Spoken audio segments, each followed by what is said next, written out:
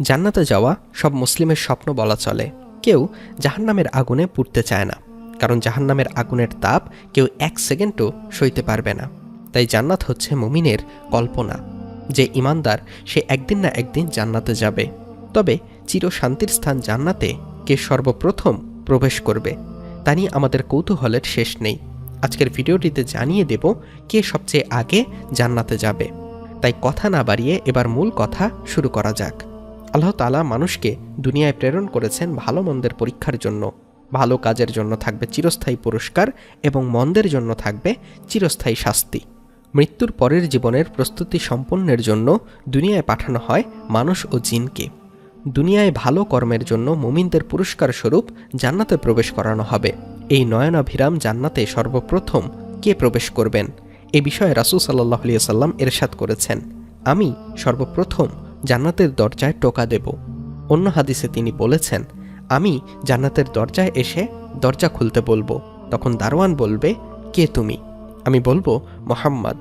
তখন সে বলবে, হ্যাঁ, আপনার ব্যাপারে আমাকে নির্দেশ দেওয়া হয়েছে যেন আপনার আগে কারো জন্য জান্নাতের দরজা না খুলি।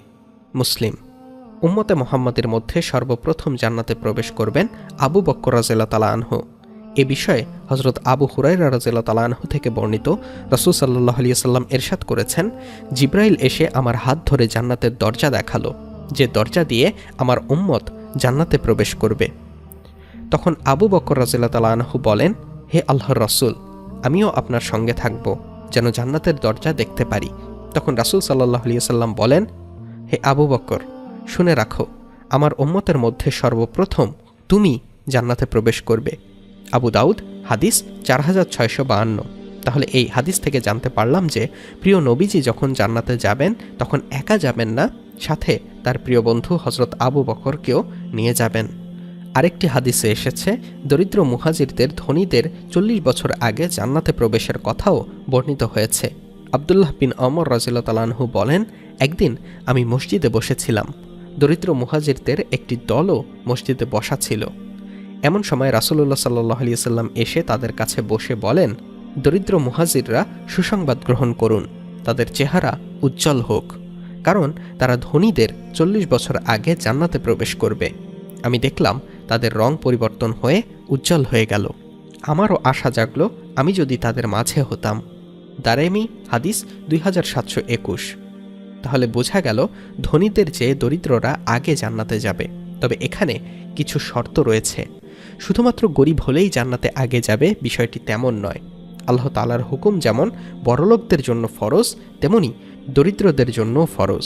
তাই যে দরিদ্ররা শত বাধার পরেও আল্লাহ তাআলার হুকুম মেনে চলবে, কেবল তারাই ধনীদের আগে জান্নাতে যাবে।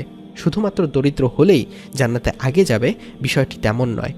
ধনীরাও জান্নাতে যেতে পারে যদি তাদের জীবন আল্লাহ তাআলার হুকুম মতো পরিচালিত হয়। তবে ঈমানদার দরিদ্র তুলনামূলক আগে জান্নাতে যাবে, এটাই আসল ব্যাখ্যা। সুতরাং রাসূল সাল্লাল্লাহু আলাইহি ওয়াসাল্লামের ওপর নাজিলকৃত বিধান এবং তার সুন্নতকে আঁকড়ে ধরলেই পরকালে আমাদের মিলবে মুক্তি, আর আল্লাহ তাআলা দান করবেন চিরন্তন শান্তির স্থান জান্নাত।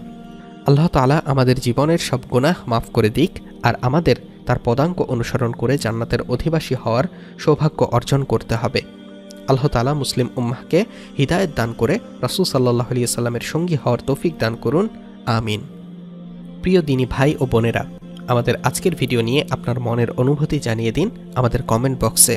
ভিডিওটি ভালো লাগলে একটি লাইক দিন ও যত পারেন শেয়ার করে এই অজানা বিষয়গুলো সবাইকে জানিয়ে দিন। আর আমাদের চ্যানেলটি যদি এখনও সাবস্ক্রাইব করে না থাকেন তবে সাবস্ক্রাইব করে পাশে থাকা বেল বাটনটি চেপে রাখুন। অজানা সব ইসলামিক ভিডিও পেতে আমাদের সাথেই থাকুন। আজকের মতো ভিডিওটি এই পর্যন্তই শেষ করছি। সকলকে আল্লাহ সুস্থ রাখুক, ভালো রাখুক এবং ঈমানের সাথেই রাখুক। আল্লাহ হাফেজ।